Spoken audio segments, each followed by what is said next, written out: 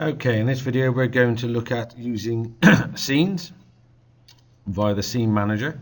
Now the scene manager is accessed with the shortcut keys Shift and F2. As you can see at the moment we've got one scene. I'm just going to pop this over to the right so it's not in the way. I could, if I wanted to, I could actually link it into my actions, but I'll leave it there for the moment. Alright, the first thing you need to do is we're going to create our first scene, and I'm going to create a very simple button. I just need to go here and go to my workspace layout and go to default because I want my tools. Okay, there we go. I'm just going to bring back up my scenes with Shift F2. There we go. Now I'm going to drag these down over here so I've got easy access to them. I'm just going to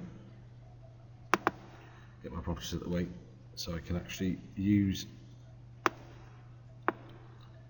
the screen. Right, okay, here we go, all set up now.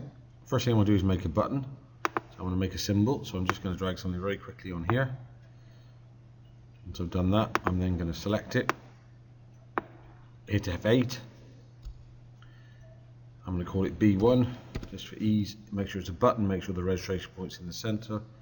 Don't worry about all this, it's just the advanced stuff down the bottom there. So we click OK, there's my button. As with all good practice, I'm going to delete that off and I'm going to use an instance of my button, not the original. Now, I'm going to double click, I'm going to hit F6, that puts a action frame in the over, and I'm just going to change the color briefly, just to give me a little bit of action on the button. So we know now that that's going to go blue when I hover over it. So what you need to do now is put on here an identifier for this scene. So I'm just going to type scene 1. Okay, there we go. Now, to use the power of the scene manager, which is this over here, you need to have this done. So I'm going to do two things now. First of all, I'm going to create a new layer. I'm going to call that actions.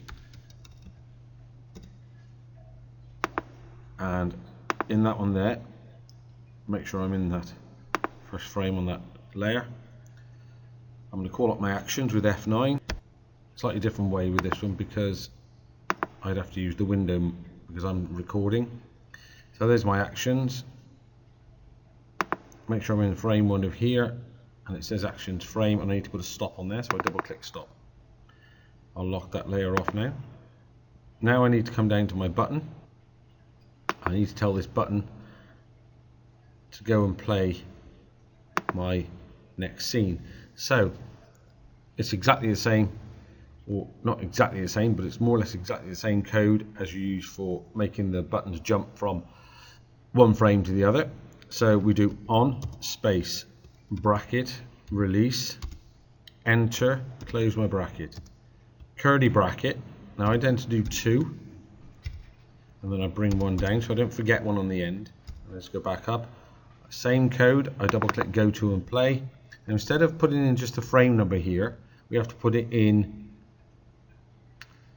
the name of the scene. Now the name of the scene is text or a string, and code needs to be treating a string or text differently. So you have to put it inside speech marks. So you use the shift and number 2 brings up the speech marks, and they're in green. So I do 2.